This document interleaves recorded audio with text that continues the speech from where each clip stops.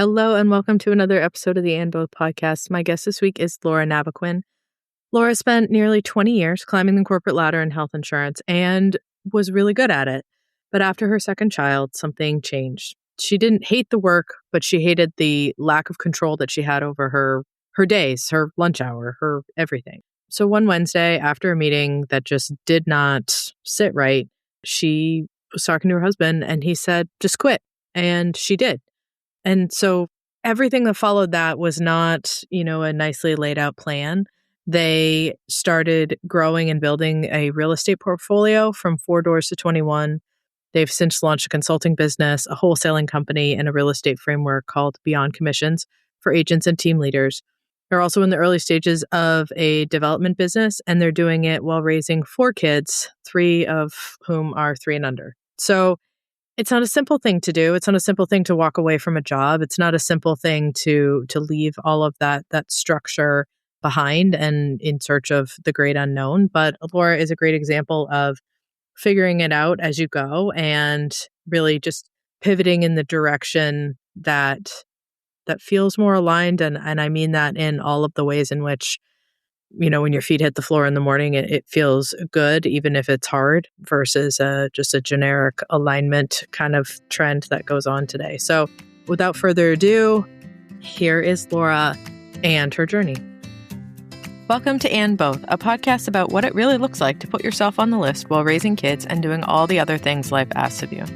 I'm your host, Ashley Blackington, and on this show, you'll hear conversations with moms who are figuring it out in their own ways, plus a few solo episodes from me from time to time. It's not about having all the answers. It's about sharing stories, learning from each other, and knowing we don't have to choose between either or when we're living in the middle of and both. Let's get into today's episode.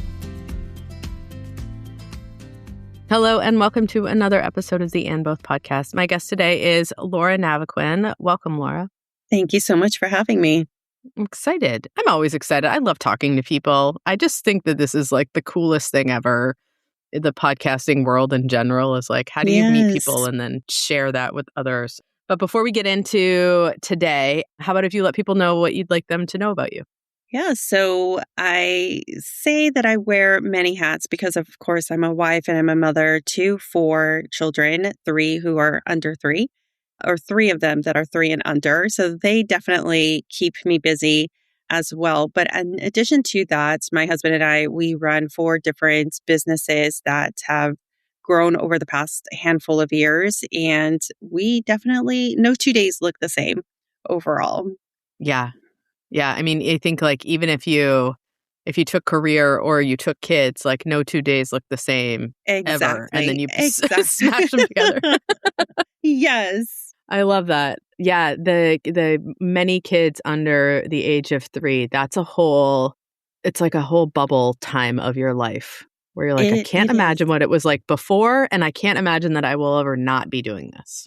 It is. And I have these mixed emotions sometimes because sometimes you get so caught up in doing your work, and I love what it is that I do as well. So I'm so thankful and grateful for having these businesses and being able to help others as well with what it is that we do in real estate and helping people invest. And we also now have a contracting business. So being able to do that, but then sometimes I have that guilt of, am I giving enough time to the children and being present with them? And then on the other hand, sometimes my days are entirely devoted to them. We're taking a random Tuesday to go to parks and to go to the water park or whatever it may be. And I'm like, well, I'm trying to balance both worlds here because then I also have that guilt, like, am I showing up consistently in work, in my business and so forth? But I wouldn't change it for anything. I came from the corporate world, spent nearly 20 years climbing that corporate ladder and thought that was exactly what I wanted. And I loved it while I was there until I started growing my family and realized I don't want to be on the road all the time. I don't want to be in meetings. I want the flexibility with my own schedule.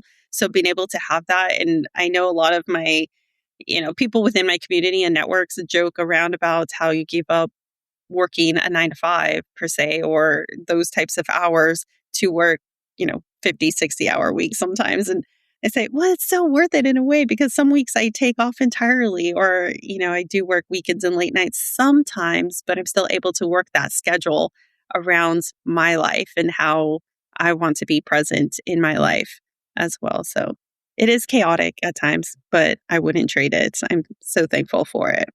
Yeah, I feel like it's one of those things, like, I know when I was thinking about this, it wasn't so much like, I loved the job that I had and the work that I Hmm. did and stuff like that, but I had no control over my day. And it was like, Yes. this job could be the best thing ever, but Hmm. if I now as an adult am constantly seeking out permission, it's like I felt like I was in that wheel of like, when you're in high school and you drive a car, but you still have to ask someone if you can go to the bathroom. Yes. That feeling just kind of stayed, and I was like, I just feel like if I keep somebody alive at home and I drive a car here and all of these things that like I sought out the control more than I sought out the freedom. I don't know if that makes sense, but Yeah, that does make sense. And I can relate to that as well, too, because at first I didn't mind, you put in for time off or whatever it may be, but then it came back to the control, even on a smaller basis there or more micro basis, because even I would try to block out my lunch hour or something because I wanted to be present with something with my kids. But then, and I thought I had control of that day or even my lunch hour as long as I was getting other things and being present in other places I needed to be for the company. But then I would get scheduled. I'm like, oh, I can't be there or I can't be present or feel guilty trying to move that around. I'm like, I can't do this all the time. I need to be able to show up where I need to be and where it really matters to me as well. But I did love what I was doing. It just no longer served me in that yeah. in that way. And I think that's the conversation that I see in a lot of places, like on LinkedIn and social media and stuff like that. It's not even necessarily that. I think maybe 10 years ago, the conversation was, I can't stand this job. I need something different, yada, yada. And Hmm. now the conversation has meandered to, I do love my job and I do love what I do. I just have all these other parts of my day and my life that also are really important to me. And the way that I have to show up there means that I can't show up in another way here. And I know that I have a specific skill set. I know that I have this background, this experience, whatever it is.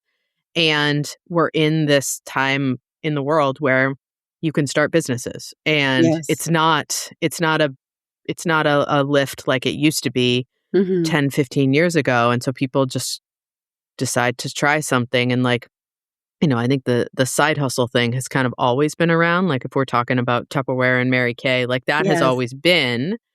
But now we're getting to a space where it's not Tupperware and Mary Kay, it's consulting and it is, Hmm. contracts and things like that, where people are saying, no, I'm not gonna get rid of that experience that I have. I'm gonna take it and pivot it into something that is helpful and lucrative.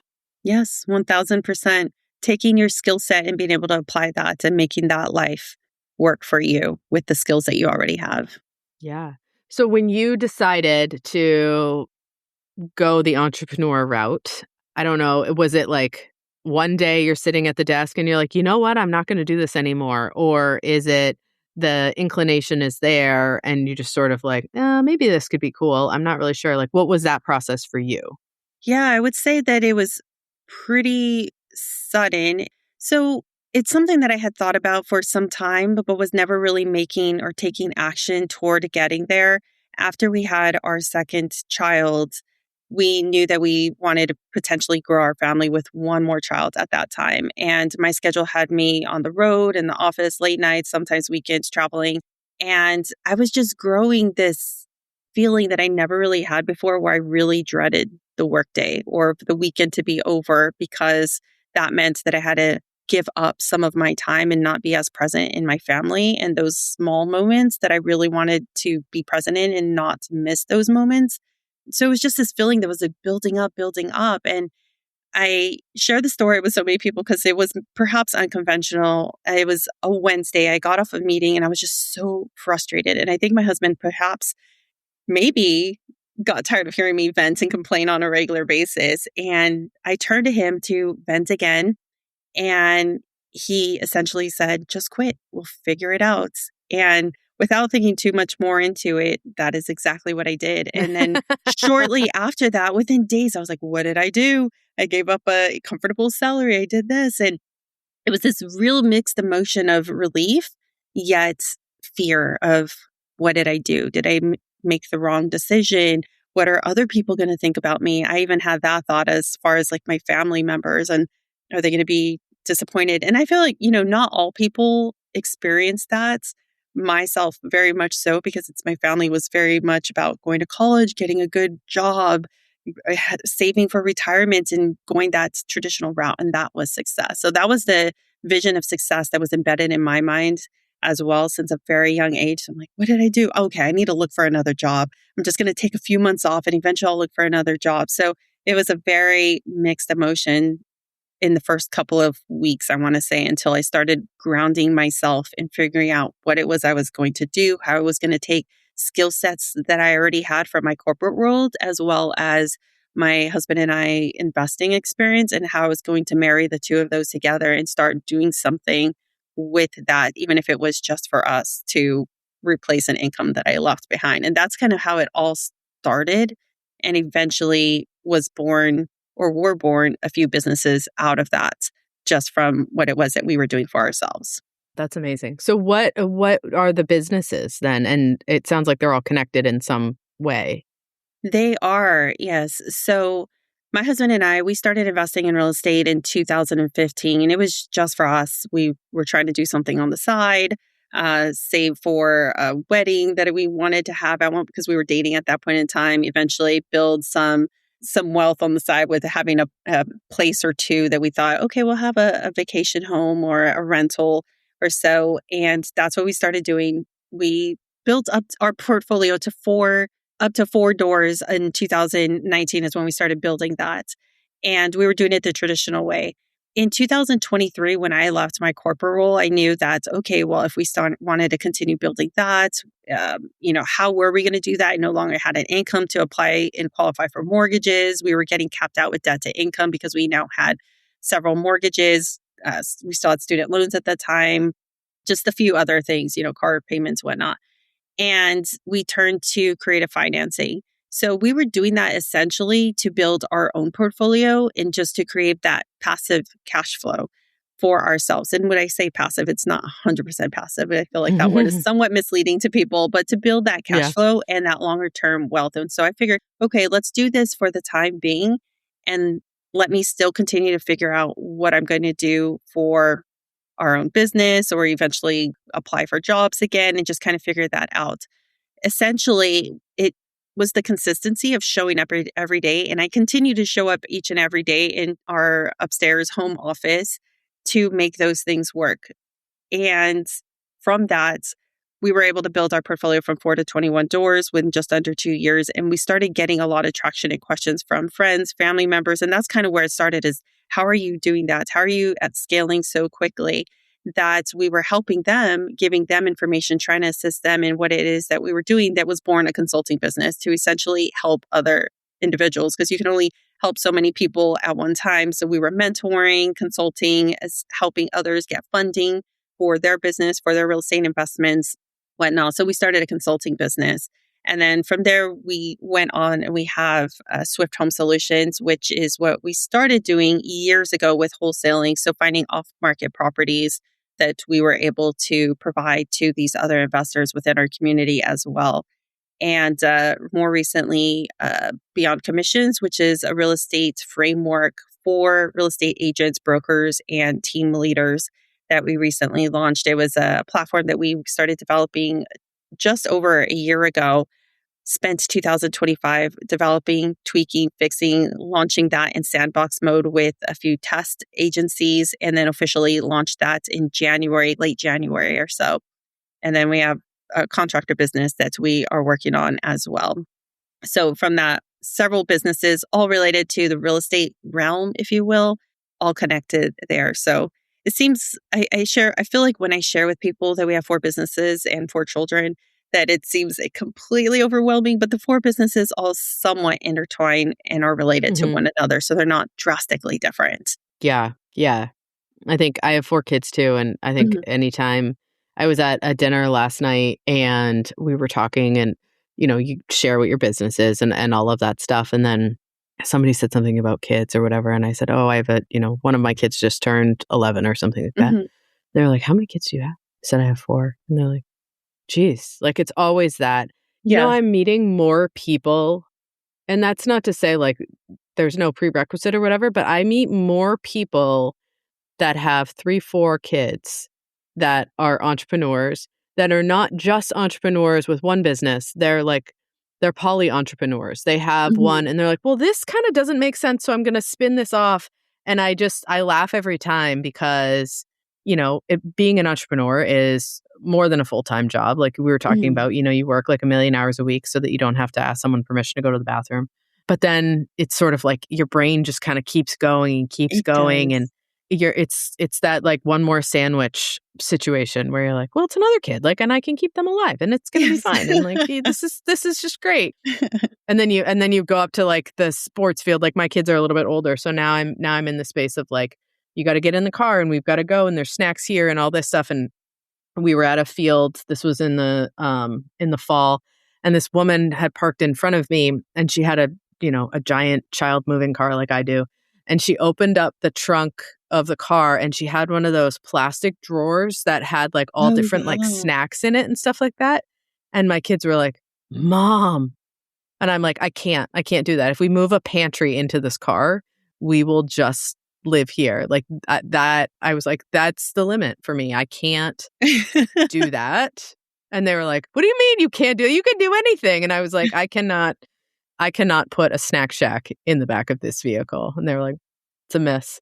But I think about like that idea of like not being like, it's not necessarily that we're not like, it's not that we can't say no, but it's just sort of like, I can be creative about this and figure out what's going to make this possible and how to move this, and just sort of like just being really flexible in your thinking because you're Yes. outnumbered. Exactly. But I think that that's one of the things that allows you to be successful is being able to have this flexibility within your thinking because every time you go out and you attempt to try something, perhaps it's not going to work on the first attempt or how you initially thought it would. And being able to have that creativity and flexibility with the way you are willing and able to do things allows you to Mhm. pivot and still keep that business alive. Because with each of our businesses, we've had to pivot a little bit and see what really works. How well are our clients receiving this? How is it working? How is our marketing working? This is what I thought was going to work best. It doesn't really work best, or whatever it may be. Let's pivot that and trusting the other experts as well that we bring in because we're not the expert at everything. So being able to trust them Mhm. and being able to have that flexibility to pivot makes things work. Yeah. I also feel like I don't like when you get to a level of output that's required, you can't do it all. Like I think it's Hmm. it's like there's a turning point where there's that one day, I very clearly remember this, like I cannot answer all the emails in my inbox on the day that they come in. And I remember being like, so in the lead up to that, it's like so overwhelming, right? You're like, I'm up, it's 11 o'clock, I'm writing things, I can't see straight, like I got to go to bed, someone's going to be awake Hmm. in a couple hours, yeah, yeah. And I had this day where I realized like, I'm not going to be able to do it all. And Hmm. it's like you unlock another level of freedom when you Yes. can't get the list done, then you become so much better at prioritizing the list itself so Hmm. that you get comfortable with the fact that like it's always going to look like Santa's workshop coming off of a post-it note. You're like, where do I go? And I just think that when you pressure test the system, Hmm. then you start to pivot. Then you start to say like, okay, what is a reasonable ask for me? Hmm. And that's where like the next level of business ownership and parenting and all of those pieces come up. Exactly. But getting to that point, like all the lead up to that is like, I might go crazy, I might go crazy. And you're like, oh, not crazy, but now we're not trying. And I think it's hard too for people that, especially people that are used to like, I have to be able to get all these tasks done and I have to be able to check all these boxes. Yes. And that's another thing that I can relate with because my husband even teases me because I can't stand having the notifications on, or not the notifications, but having the red mark on my inbox. So Mm-hmm. I'm always going through and I'm like, okay, junk, junk. Oh, I need to do this. Let me open this window. Oh, I need to do this window. Then I have 10 windows open and I'm trying to keep my mind clear as far as all the tasks that I need to do for each of those emails. And then at the end of the day, I'm like, well, I didn't do, or not the end of the day, but later on, I didn't do the thing that I was originally on my calendar to do today because I got pulled aside. and still being able to eventually evolve and grow. And as you mentioned, being able to either assign some of those tasks, so you bring in a VA or bring in somebody else to be able to do some of those tasks for you and understand. And that was another challenge for myself because I'm very much a control freak with knowing this is my work, this is how I like it done. I want it done on these within this time frame, and being able to allocate some of those tasks to somebody else was a little bit of a challenge to myself to know that, okay, I'm entrusting you to get these done the way I would like them done, or pretty Mhm. closely to my expectations on how I would deliver as well. But being able Yeah. to assign some of those tasks to someone else. And when you do find the person or people that can execute those tasks to your level, it is so freeing as well. Just as you mentioned, like a whole other level of freeing because now you can allocate your time to tasks that really matter or tasks that are going to take your business to the next level or another level, or just let me take a day off and be present with my children and go do whatever it is type of thing. And entrusting that those things are taken care of. Yeah. And when you've brought people in, how has that gone? Because I have not had Mhm. a lot of success with that. Like I went to the point of like, now I would like to be able to bring somebody in because you accumulate tasks that you don't need to do, Mhm. but they also need to get done, and they need to get done to, like you're saying, like a certain standard, especially when it comes to communication. And I brought people in and been like, "Oh, it's just easier if I do this. It's not easier, but things don't align." And like, how has that been for you?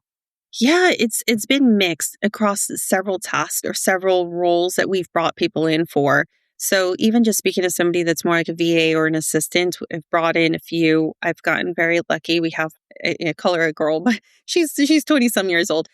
This woman who Christina, who's been wonderful, and just more recently, a couple of months ago, moved her into a full-time role because I've tried to bring in other people to do the same task, and they just don't necessarily work out Yeah. the way, we plan to. And even within one of our other businesses with sales, bringing somebody in and all the questions, you train them, you get them up to speed. I mean, we're not selling, you know, rocket science here type of thing, but all the back and forth, all the questions, paying somebody when you're not getting results and all of that. It's it's a challenge to find people that can come in and step into the business and work well.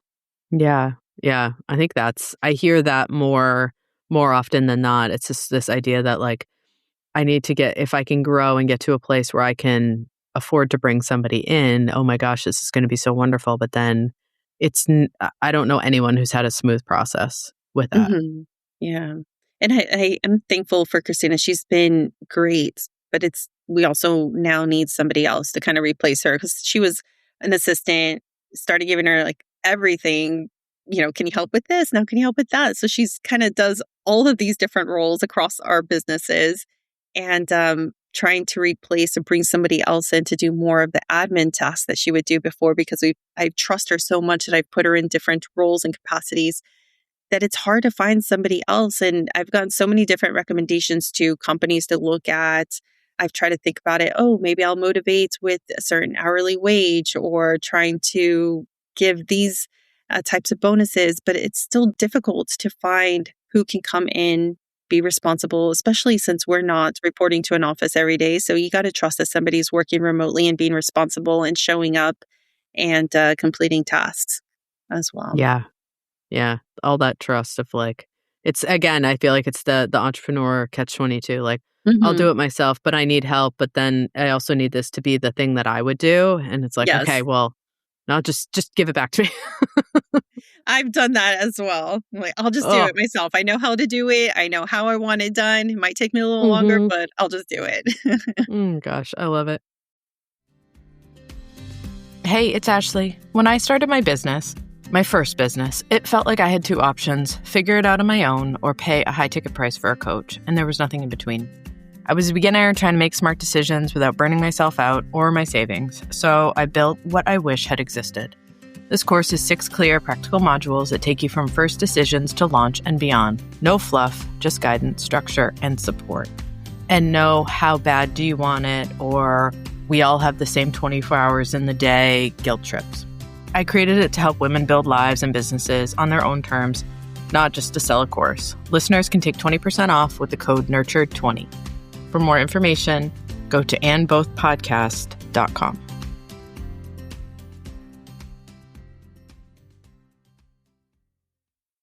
So when you talk about like the and both of this, growing the businesses and things like that, how do you navigate that? What does that look like for you, and how you think about all of the spinning plates or all of the hats or stuff like that?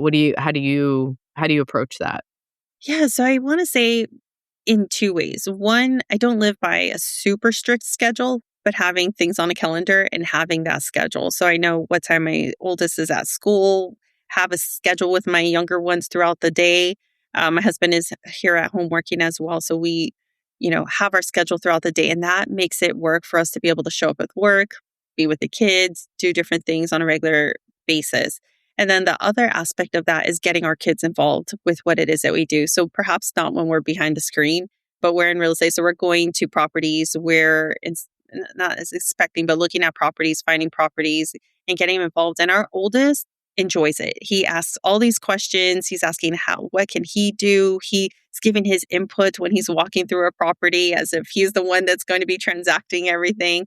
So they do enjoy that, but getting them involved in certain capacities and certain levels that are child appropriate. But I feel like in that sense, we're not just getting them involved when we are actually working, but they are enjoying it and they are actually learning. So I find it so comical. Sometimes my son will ask questions. I'm like, is that a normal question for a 9-year-old? Probably not. But he's like asking about, mortgages and investing and just different things. I'm like, oh, okay, this is good for your future. It can help you in your future. But I mean, he enjoys it. We don't force them to do any of the things. They come along and they enjoy it and are giving their input. So getting them involved in ways that you can as well. Yeah. I think that's cool too, because you can also say, I don't know, I think that the times are changing too. Like people used to not talk about money. They didn't talk about salaries, and they didn't talk about mortgages, and they didn't talk about any of this stuff. And now, you have places like Zillow or all of these online platforms where you can find the information if you want to. And so it really destigmatized these conversations, which is, I think, doing a service to our kids to be able to talk about, especially money, talk about health, but also like talking about money is something that is so much more accessible now. And I think about like my kids ask me questions about investing, and I'm like, this is not even something that was on my radar when I was your age. And it's really cool. Yes. It's really cool to see all the platforms too that have come along. Like I was just talking to someone yesterday who was talking about how, these big venture capital series, A, B, C, D rounds that are millions and millions of dollars. There's a firm that they put in, if it's a $5 million deal, they put in $3 million, and then they open an SPV, which is special purpose vehicle, for other people to be able to invest in. And the minimum is $2,000.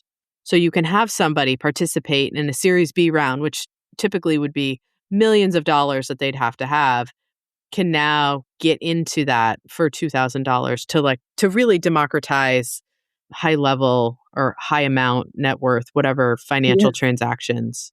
And it's just, that stuff is so cool. Like we're talking about building from 4 doors to 21 doors, and how do you layer all of these things together so that they make sense? And then how do you layer family together? And I love that we're getting to a place that's so much more problem solving focused versus problem pointing out.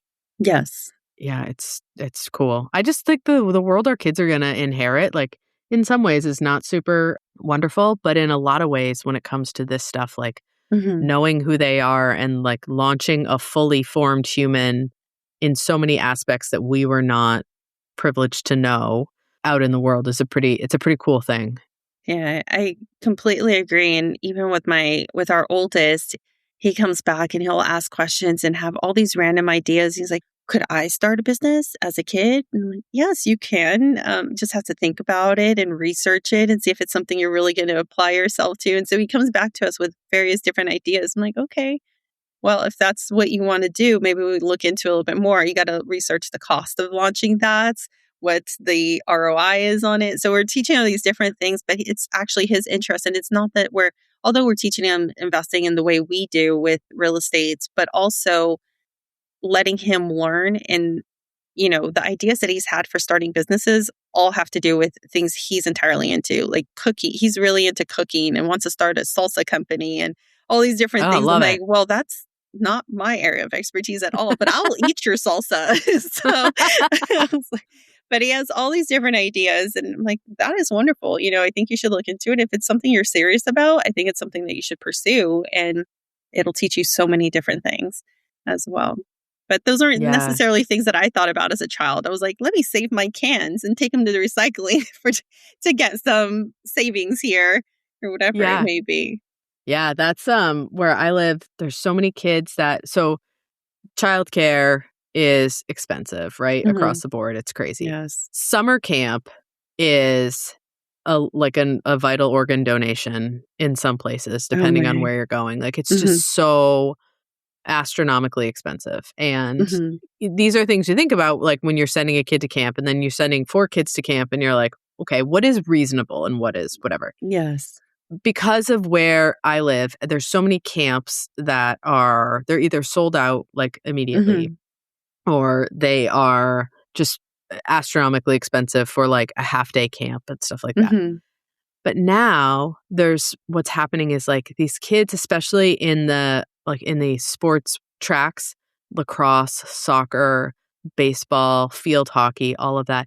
These kids in high school are running summer clinics Hmm. to take kids for 3 hours or something in the morning. And these are like varsity athletes. These are ones who are getting signed to go to college and all of this stuff. And they're starting these businesses essentially Hmm.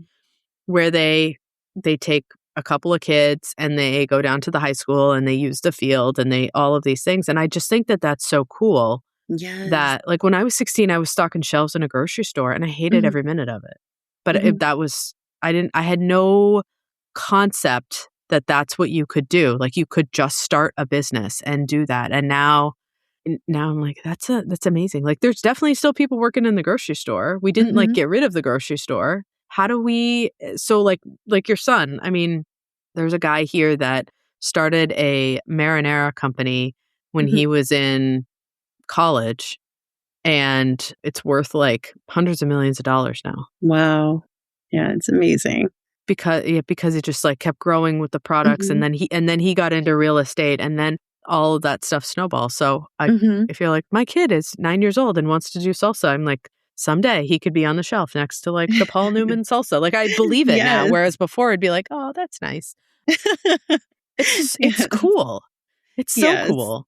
Yeah, I love it. I just love the way they think and come up with these different ideas and also just the confidence that they have too to believe in themselves that it's possible. And I think part of that too is not just being able to see what it is that you're doing as a parent, but also just the world around them and having accessibility to seeing other people start businesses or just who they not to say who they surround themselves with, but like what they watch, what they're reading, seeing other people do things. And like, this is really achievable. And to them, I don't think it even seems as far fetched as if I was Hmm. younger thinking of these ideas. I'm like, wow, maybe one day. Nah, like, I don't know. It just would seem Hmm. so far fetched of a concept or idea to me when I was 9 years old, if I even thought it, which I don't think I did. But Yeah. Yeah.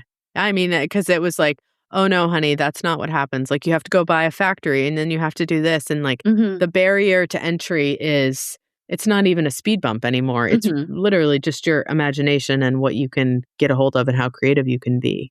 Exactly. So when you are not running companies and chasing after kids and what do you do? What is just for you? How do you take care of you in all this? Yeah, that's a really great question. I feel like that time is very limited, but I feel like I have my youngest now is 7 months old. So I feel like I'm starting to get some of that me time back little by little. And some of the things that I love to do is, well, I love reading. So I have a list of books that I'm starting to get back into. I love listening to podcasts, yours included. So I love listening to Yay! podcasts, whether I'm just driving, which it has to be alone time because if not, my kids are like, no, I don't want to listen to the person speak. I want music. And I'm like, no, I want to listen to the lady speak. Like, so listening to podcasts and now just getting out and working out and being a little more physically active again for myself, just to not just the health aspect of it, but also, I guess, health aspect, the mental Hmm. aspect of it as well. Just having that clarity to have quiet time or listen to the music or the podcast that I want to listen to, look at my own surroundings without, can you open this snack for me? Can I have this? Someone's hitting me. Someone's pulling my hair. But I would say that those are the things that I do for myself right now. And I'm sure that'll evolve as my children start to get a little older. But I feel like that's just starting to barely come back now that our youngest is 7 months right now, and being able to step out for longer periods of time by myself. Hmm. Yeah. And I always think that that's so important because like there's people that come on the show that have kids of varying ages, right? So like the Hmm. people that I ask, their kids are in high school, their kids are driving, their Hmm. kids like can cook their own meal or whatever. Hmm. They're like they tend to have this long list of things, and a lot of it's done individually and or alone, and you can have different times of day. And I always am not cautious, but I always think about like if you're listening and you're someone who has a 7-month-old baby and you hear this person who's like, oh, I do this, and this, and then I do this, and this, and like every other weekend or once a month or whatever. And you're like, I am still just sweating from the Hmm. postpartum phase that I'm in.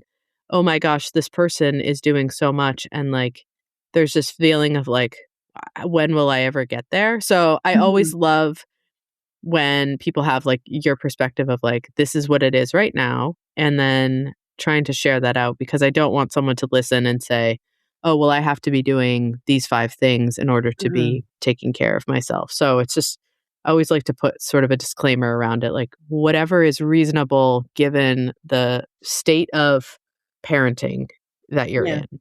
Yeah. And I think about that sometimes too when I do feel a little too overwhelmed or just need to tap out for a little bit and catch my breath.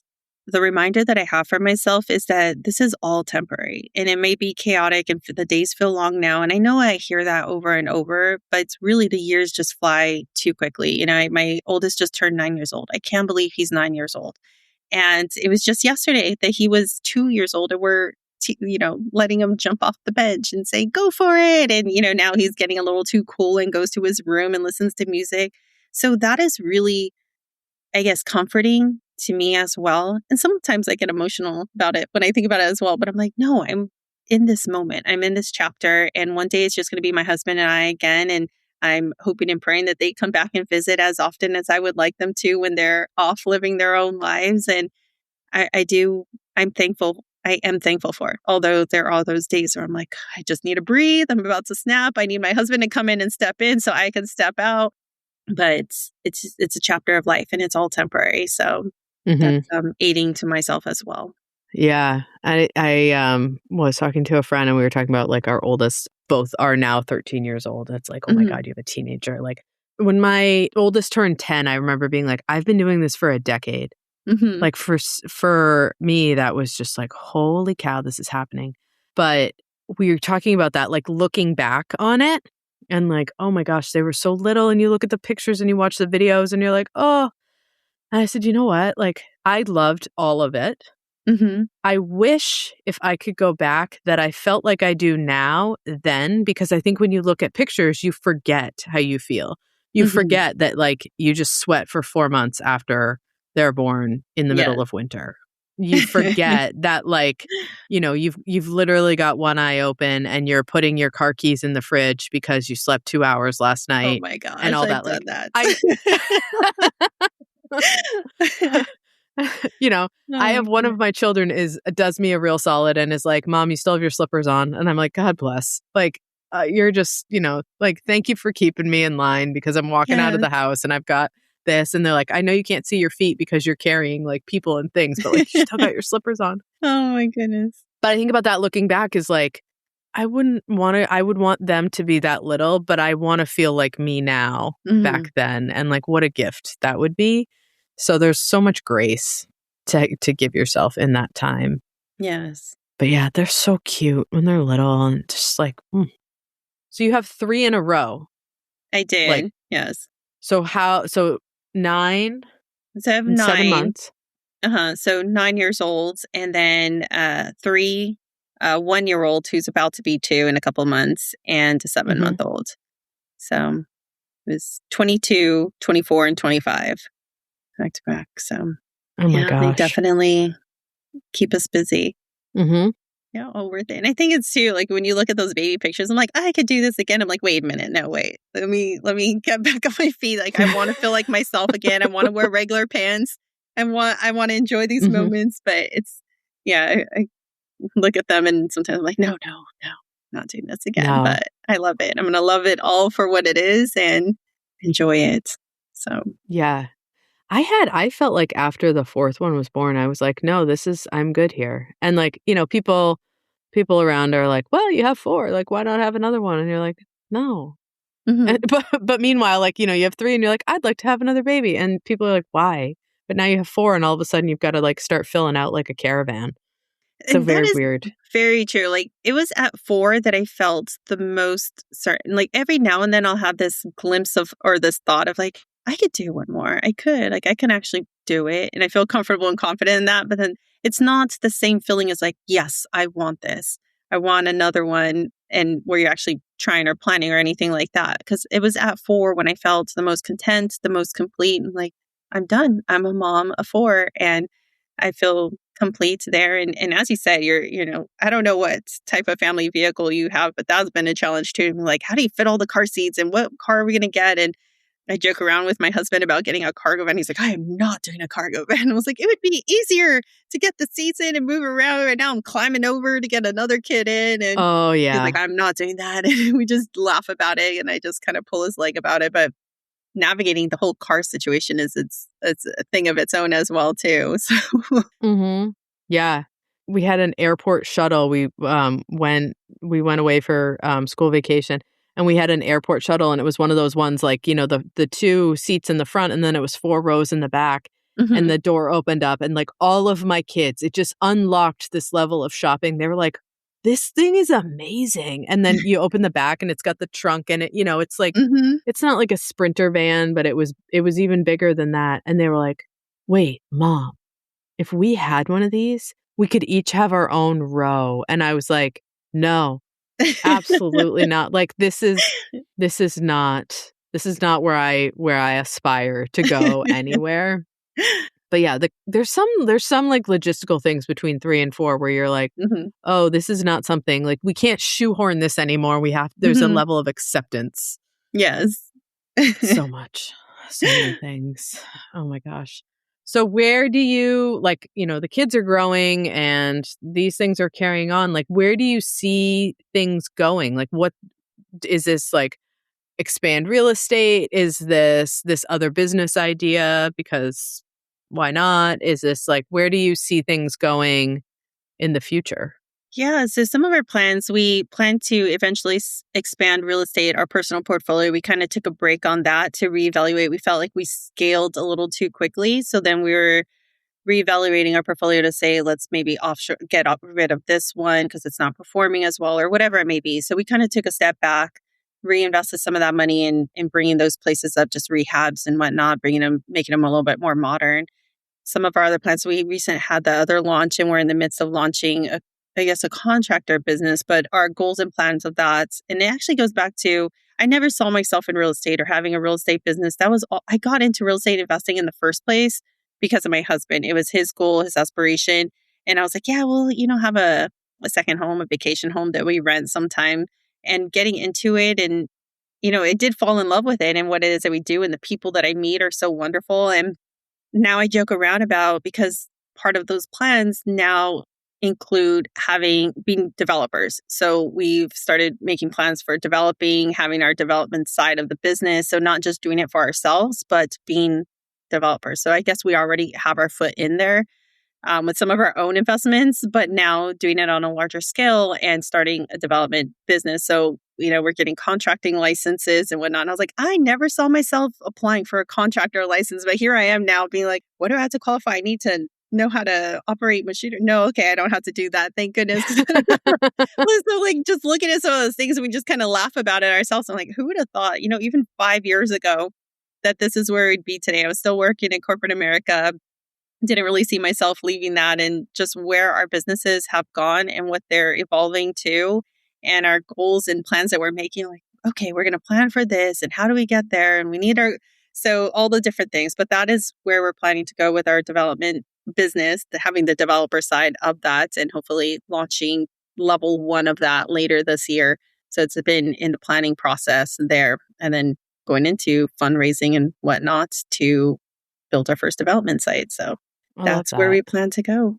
Yeah, that's cool because it's, you're just sort of like you don't put hard boundaries around career and things like that. It's like, what direction are we leading in? Which I think Hmm. it's a cool opportunity.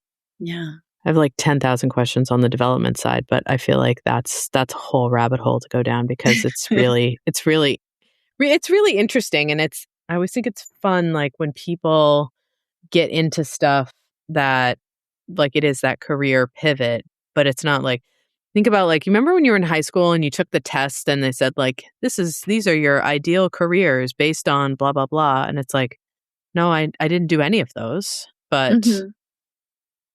did I not do any of those because those truly weren't suited, or I just never like the long windy career pathway did not have a turn on that. Yeah, it's so interesting because even what I was doing in corporate America wasn't what I was set to do from high school or evaluated. Like I spent nearly 20 years in corporate America in health insurance. And I always say I kind of fell into that world as well because I started getting those jobs part time during the end of high school and then college. And I'm like, it's just a part-time job. I'm making money to go spending with my friends. And then after college, it was like, you have experience, you have a license. I was getting those job offers against versus anything that I actually went to school for.